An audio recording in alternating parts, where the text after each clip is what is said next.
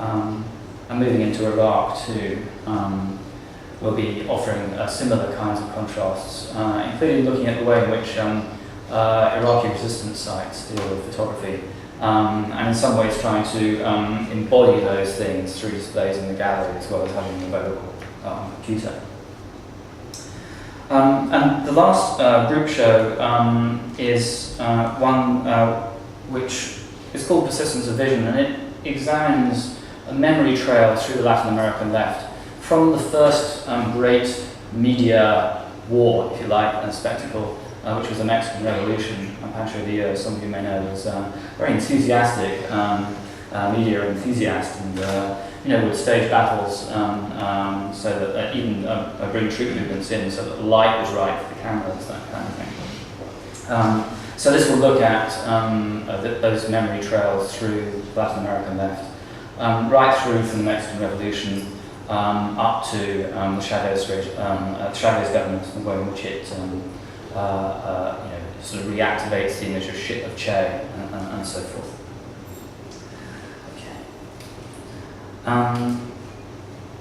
Now, the biennial is, in some ways, curated against a model of the sort of portmanteau biennial, the kind which has a relatively loose and meaningless title, into which anything can be put.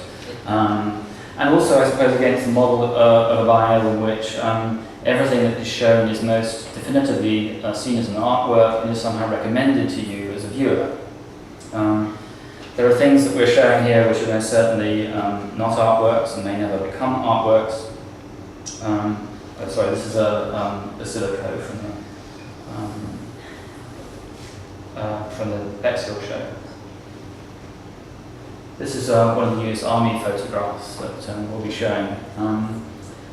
There's a sort of persistent genre actually running through army photographs of soldiers being nice to local kids in places where they've invaded. This is a rather slightly, strange and disturbing off-key example of that.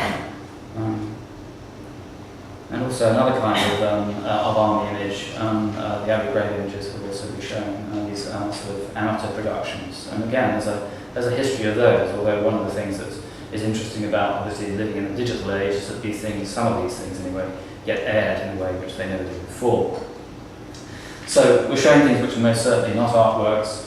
We're showing things, we're treating artworks too in ways which are perhaps a little less delicate than we're used to try to, as I say, to use them to get people to think about this broad condition, both of war in a time of spectacle, but also the media, the particularities of the media as well, and to make quite strong statements and arguments about them through the shows. So this is a biennial which has sort of a series of unfolding opinions, if you like.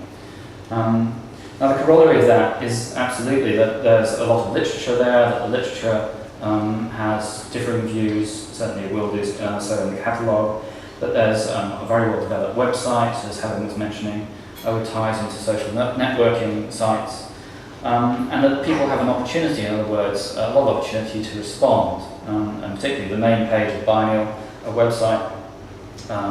So this is actually not the Biennial website, but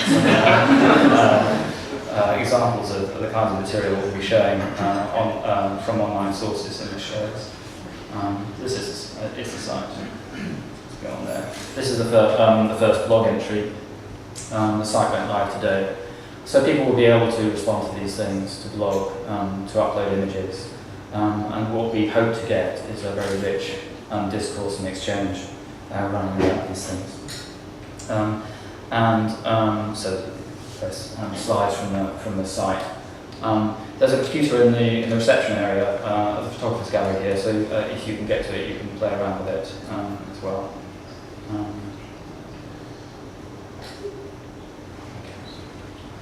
And these are representations on the various kind of sites like Facebook and Flickr and MySpace and so on. Okay, I think that's almost everything I want to say. I'm very willing to answer any questions that you might have individually. I guess would be the best way to do this, and allow you to get back to drinking and talking. And while you do so, we'll be showing a cycle of images from the biennial. So thank you so much for coming.